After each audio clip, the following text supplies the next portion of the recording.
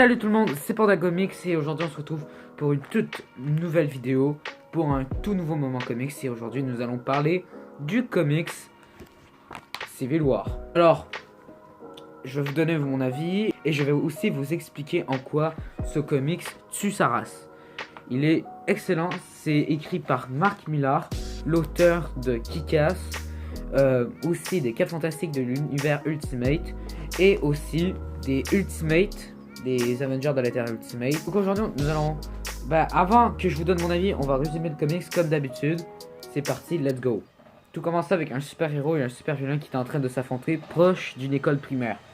Et comment dire, il y a eu plusieurs innocents qui ont été tués durant la bataille, beaucoup d'enfants morts, et après cet événement tragique, beaucoup de gens vont remettre les justiciers en question et les gens qui ont des super pouvoirs dans la société.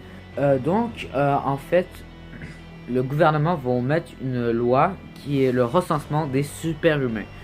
Donc maintenant, si tu veux être un super héros ou si tu as des super pouvoirs, tu dois justement faire partie de cette loi du gouvernement.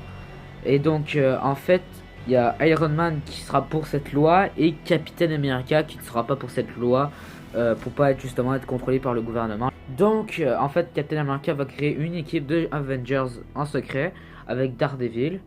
Il y aura aussi les Young Avengers et Spider-Man, lui, va rejoindre le camp d'Iron Man. D'ailleurs, il aura la Iron Spider. Le comics est excellent. Pour de vrai, c'est en même temps Mark Millar qui l'a écrit. C'est pas étonnant, mais c'est vraiment intéressant de voir justement la place des gens aux super pouvoirs dans la société.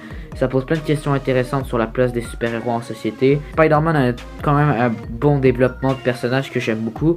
Dans le comics, il est tiraillé entre soit il continue à être dans le camp d'Iron Man ou il va dans le camp de Captain America. Bon, je vais pas vous spoiler, mais je vous dis pas s'il a été dans le camp de Captain America ou non, hein, je vous laisse la surprise. Mais c'est ça. Les dessins sont aussi magnifiques.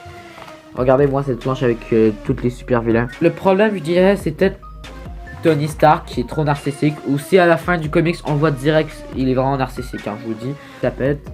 Donc voilà. Donc petite question pour ceux qui ont lu le comics, vous êtes plus Team Cap ou Team Iron Man? Personnellement je suis plus Team Cap, mais si on parlerait dans les films j'aurais peut-être dit Iron Man. Et aussi qu'est-ce que j'ai beaucoup aimé dans le comics, c'était surtout tous les personnages qu'il y a. Il y a énormément de personnages. J'ai beaucoup aimé aussi le genre de mini-arc qui a en fait Susan Storm, la femme invisible, a des problèmes avec son couple avec l'homme élastique, Reed Richards, depuis justement le recensement des super-humains. Et en plus le combat final, je vous spoil pas, mais il est vraiment cool. Genre je vous le dis, il est vraiment stylé le combat.